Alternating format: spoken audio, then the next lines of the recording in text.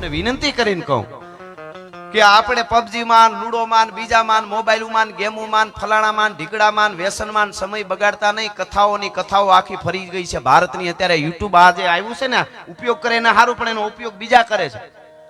હા, અને એવા ઉપયોગ કરે છે, એવી એવી કથાઓ નવી આખી ઊભી કરી છે જે આપણી સાચી ઇતિહાસો હતા એ ફેરવી નાખ્યા. સાચા ઇતિહાસો હતા એ ફેરવી નાખ્યા અને ખોટા ઉભા કરે. રામાયણ હોત ખોટી આખી ઊભી કરે છે. તો મુદ્દો આમાં કરવાનું શું? આપણે આપણું સાચું નહીં આપી તો બીજું કોરી પાટી છે એટલે લખાઈ જવાનું. તો અહીંયા બધાને કહી દઉં, અમે આજે એક લગ્નમાં હાજરી દેવા ગયા હતા તો ગામડું હતું નાનકડું, તો ન્યાય ઓલું હતું ક્રિકેટનું. સારી વાત છે, હું આખી વાત કરું એ પૂરી જોઈ લેજો, સાંભળી લેજો. એ સારી વાત છે કે યુવાનો ક્રિકેટ માટે મહેનત કરે ને એના શરીર હારા રહીએ. ઈ બાને કોક સારું હોય તો ક્રિકેટમાં જાય. પણ હવે ગામો ગામ ઓલો જાળી બાંધી ન કરે, લીલું લીલું હોય ને, એમાં તમે સમજી ગયા છો. હું કહેવાય મને ખબર નથી એટલે નામ નથી.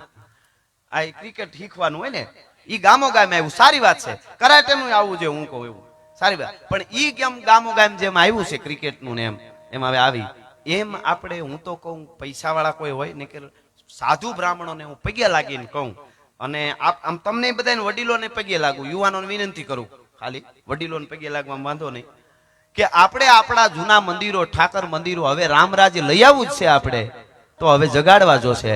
અને ગામને પૂંજાર જે કરતા હોય પૂંજારી, એને કોઈ દી કાંઈ ઘટવું ન જોઈ તો જ અયોધ્યા ધક્કો ખાઈજો, નકર અયોધ્યા સુધી જવાની કોઈ જરૂર નથી. આપણા ગામના મંદિરમાં આ પૂજારી જો ભૂખ્યા રહેતા હોય, એને જો હારી ગાડી ન હોય, આપણે ફરતા હોય, તો પછી અયોધ્યા વાળાને બધી ખબર પડે કે તમારે શું લેવા આવ્યા.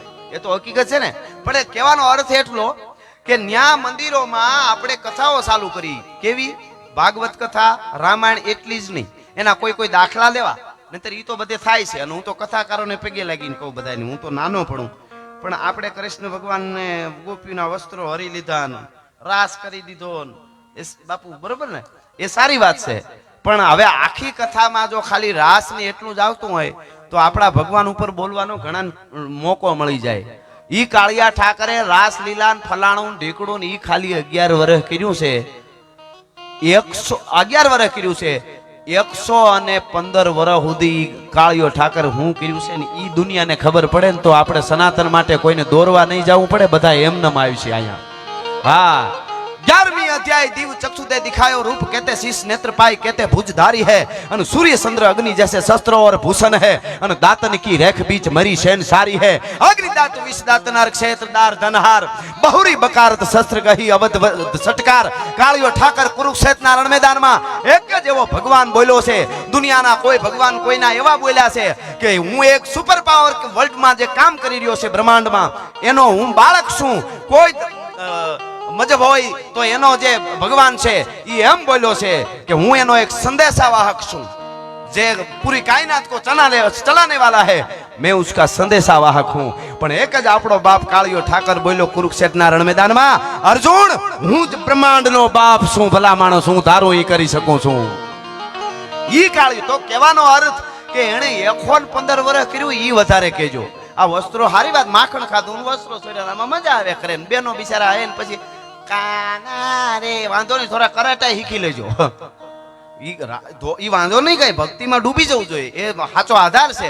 પણ મારે કહેવાનું આટલું ઈ છે કે હવે સાચા ઇતિહાસો, નાની નાની કથાઓ ચાલુ કરો ગામડાઓમાં. તમને ભગવાને આપ્યું હોય તો ગામમાં 5-7 પૈસા વાળા હોય તો એ નક્કી કરે એક ઓરડો જેવું, આમ હોલ જેવું, ભલે શેડ પતરાનો, નહીં ખર્ચો થાય. સાંજે કાયમ દરેક જ્ઞાતિને ત્યાં આવવાનું. 2-4 વાર્તા બાપુ એના પૂજારી ન કરે, કોઈ પણ એવા વિદ્વાન હોય કરે, એને એના પ્રમાણમાં મળી જાય. ઈ એના આ બધું નહીં કરી તો યુટ્યુબ થી લઈને બધે અત્યારે હાવ ખોટી કથાઓ. મને એકલા માથું ચડી જાય ઘણી વાર આ જોઈને. હું તો સતત જે થાય આવે. નકર અમે દૂધ બહુ પીધા, અમારે ઘડીકમાં નંબર ન આવે તો હવે એવું લાગે કે આવી જાય એટલું વાંચી સીન જોઈ છે. પણ એવું કઈ એવું નથી. પણ કહેવાનો અર્થ હોખ ન થાય. અને તમે એકવાર એમાં ઉતરી જાઓ પછી તમને હોખ થાય તો મને કહેજો કે સમય નથી જતો ને ગેમ રમવી એ તો યાદ જ નહીં આવે. અટાણે યુવાનો કહે છે એકચ્યુઅલી લૂડો રમી છે, સમય નથી જતો તો બોર્ડમાં આંગળી નાખ. એક તો 100 વર્ષ જીવતા હતા, એમાંથી 70 ને 60 પૂગી ગયા. આપણે આપણી ઉંમરના ભાઈ 60 હવે પૂગશું આપણે, મને એવું લાગે. પછી કદાચ પૂગી તો એ પછી મેળ વગરનું હોય બધું. એમ કે શરીર આખું માંડ ઉપડતા હોય, ઊભા થાય 60-70 પૂરું અમારી ઉંમરને. મને એમ લાગે છે આ વાતાવરણ પ્રમાણે એકચ્યુઅલી આપણે પ્રગતિ કરી ને કેવડી પ્રગતિ કરી, 100 વર્ષથી 60 70 પુગાડી દીધા. તો કહેવાનો અર્થ મારો ઈ છે, હા પ્રગતિ કઈ જેવી તેવી આપણે, એટલે હું એક ભારત નું જ કહેતો, દુનિયા આખી પૃથ્વીના ગોળા માથે જે પ્રગતિ કરી છે. અને ઘણા તો કે જમાનો આમ થઈ ગયો ને તેમ થઈ ગયો ને હવે તું થઈ ગયો છો કઈ. 100 વર્ષ પહેલા મરચી જેટલી મીઠી હતી એટલી જ આજ મીઠી છે, તીખી છે, તીખી હતી એટલી મરચી.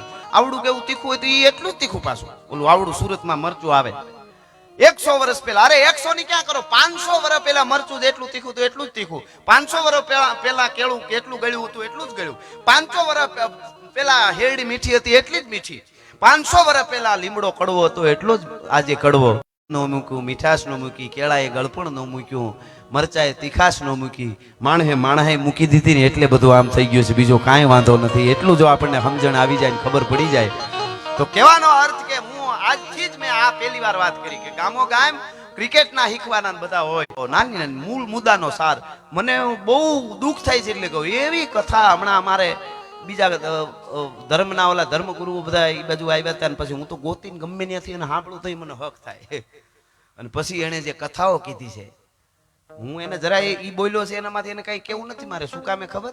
એને ધન્યવાદ આપું છું. તમને કદાચ અવળું લાગશે કે ઈ એના ધર્મ માટે કેટલા જાગૃત છે. તો આપણા વાળા અમારા બધા અમે શું કરીએ છીએ, મારું કહેવાનું ઈ છે. તો અમારે અમને નગર ભગવાન માફ નહીં કરે રામ, અમારે સાચું કેવું પડે. ઈ એનું કામ સાચું કરે છે. હા, મુસલમાન નો દીકરો હોય તો નમાજ નું ટાણું થાય એટલે બધા ધંધા મૂકીને નીરી જાય ને આપણે સાંજે 7 વાગે ઝાલર વાગે જા મંદિર ની તો કે આ લે પાણીપુરી મગાવી ને, અરે તારી ભલી થાય, પાણીપુરી ખાવાનો અલાર્મ છે વાગ્યો એટલે પાણીપુરી મગાવી. ખાલી એટલી ઘડી અમે નાના હતા, પધાર બાપુ, પધાર બાપા, પધાર પધાર, જય આવો આવો મારા બાપુ આવો. હવે અમે નાના હતા, ગીરમાં હતા ત્યારે સાંજે દી આસમાનું ટાણું થાય બરોબર, એટલે અમે હું ને મારી બેનું નાના નાના હોય ને ભાઈ બહેનો, એટલે પાણીયારા બાજુ હાલતા થાય ને પાણી પીવા, તો મારી માં જોઈ જાય પાછા વાળા કે ઉભા રહે અથવા તો ઉભી રહે, આખડી પાણી ન પીવાય 10-15 મિનિટ. ધૂપ દીવા થઈ જાય ને સંધ્યા ટાણે પાણી ન પીવાય. હવે સંધ્યા ટાણે પાણી ન પીવાય એવું કહેતા હતા. અટાણે સંધ્યા ટાણે કે કાંઈક નાસ્તો મંગાવો ને આ, પછી આપણે કહીએ આપણા ધર્મમાં કોઈ રહેતું નથી, આમ જો ખ્રિશ્ચનો કેવા, અને ઈ કેવડા, અને ઘણા તો એવા બુદ્ધિશાળી. અને બીજું મને ખીજ ઈ છે, આપણામાં જ છે, વિરોધે ઈ જ કરશે. તમે તમારા ગામમાં જોજો, તમારા ગામમાં મેં અહીંયા કીધું એવું ચાલુ કરીશો કથા કે નાની નાની વાર્તાઓ સાંજે 1 કલાક આવે.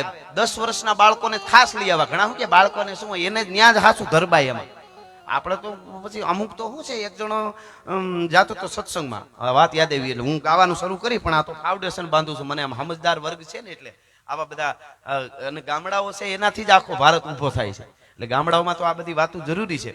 અને તમે મોંઘો સમય દેવા માટે બધા આવ્યા છો તો મારે સદુપયોગ થાય એવું કેવું જોઈએ.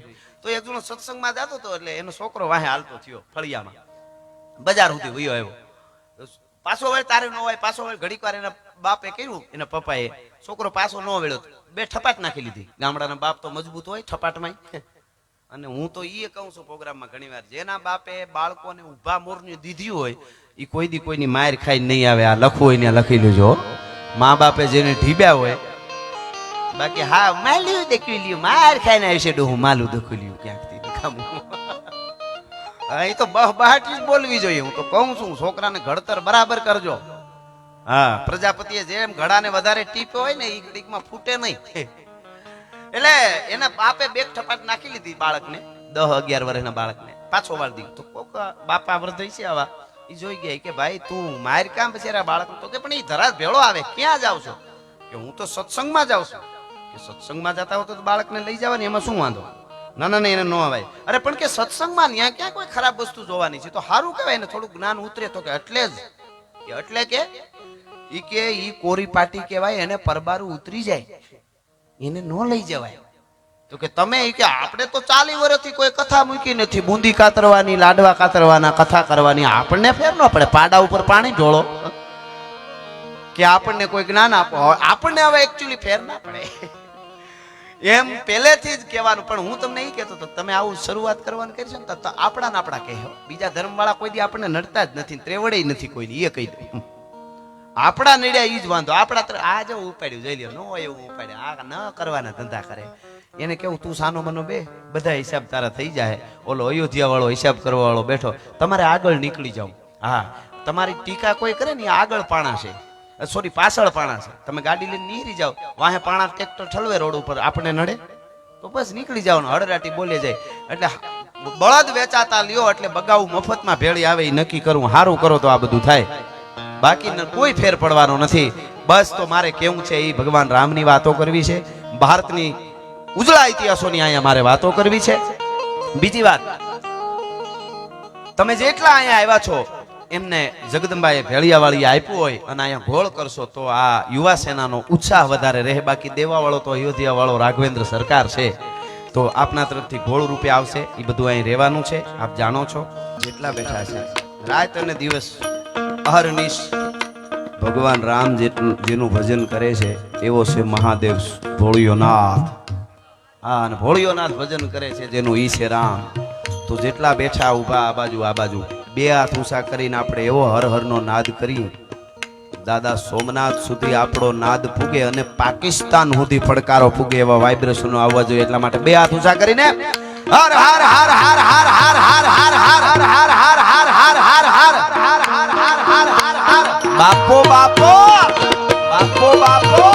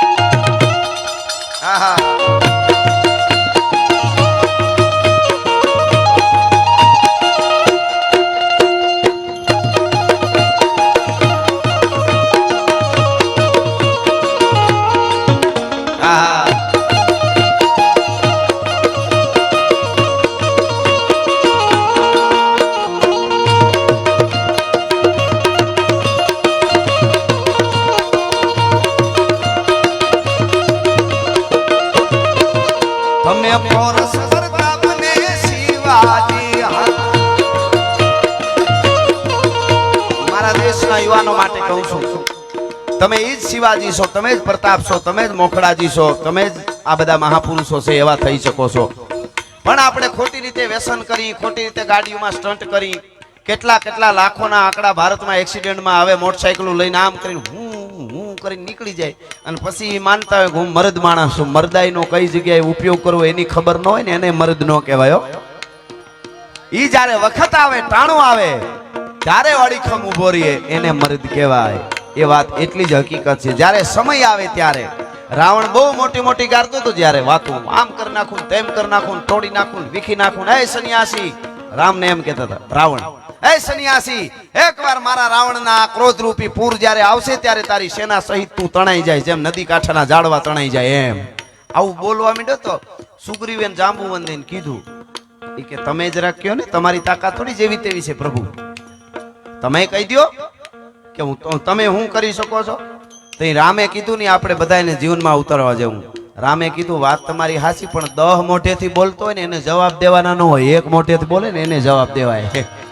10 મોઢેથી વાતો કરે એને જવાબ જ ન દેવાનો હોય, એક મોઢેથી વાતો કરતા હોય એને જવાબ દેવાનો હોય. એટલા માટે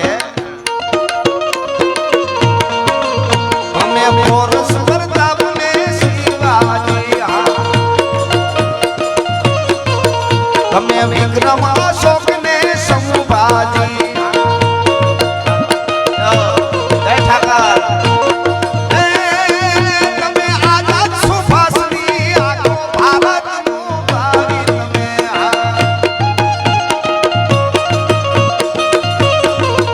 જાગો જાગો જુવાનો